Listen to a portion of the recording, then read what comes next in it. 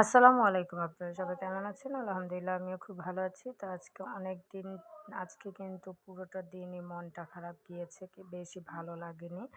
তো মাথায় কিন্তু অনেকদিন যাবৎ তেল দেওয়া হয় না। তো আজকে কিন্তু তেলটা দিয়ে দিলাম। মাথাটা প্রচুর গরম হয়ে আছে। আজকে ৭ দিন যাবৎ চুলটা শ্যাম্পু করা ছিল। তো চুল কিন্তু সব পড়ে যাচ্ছে। পরে কিন্তু আপনারা আবার টাকলোর ভিডিও পাবেন।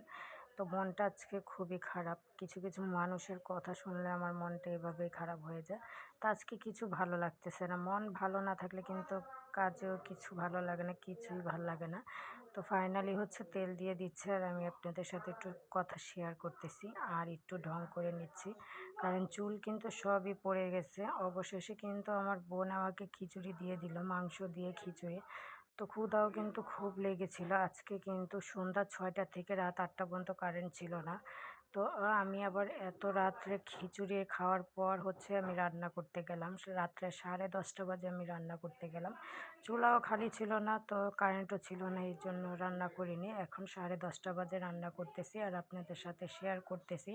তো এই মিষ্টি কুমড়াটা কিন্তু একটা বড় মিষ্টি কুমড়া আমার হাসব্যান্ড এনেছিল। তো মিষ্টি কুমড়াটা কিন্তু আর খাওয়া হয় না। আমার কিন্তু অত পছন্দ না মিষ্টি কুমড়া। তারপরও ও এনেছিল।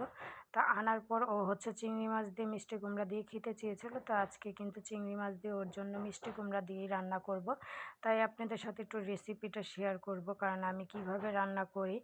আমার খাবার অবশ্যই হয়তোবা আমার কাছে মজা লাগে না, কিন্তু সবার কাছে অবশ্যই মজা লাগে। তো এইখানে কিন্তু আমি আলু দিয়ে, টমেটো দিয়ে, চিংড়ি মাছ দিয়ে ভাজি করে ফেললাম। এই ভাজিটা কিন্তু রুটি দিয়ে খেতে খুবই ভালো লাগে। আর আমার হচ্ছে মিষ্টি কুমড়া দিয়ে চিংড়ি মাছ দিয়ে হচ্ছে রান্না হয়ে যাচ্ছে। তো আমি আবার একটা চিংড়ি মাছ উঠিয়ে খেলাম। সবাই ভালো থাকবেন। আসসালামু আলাইকুম।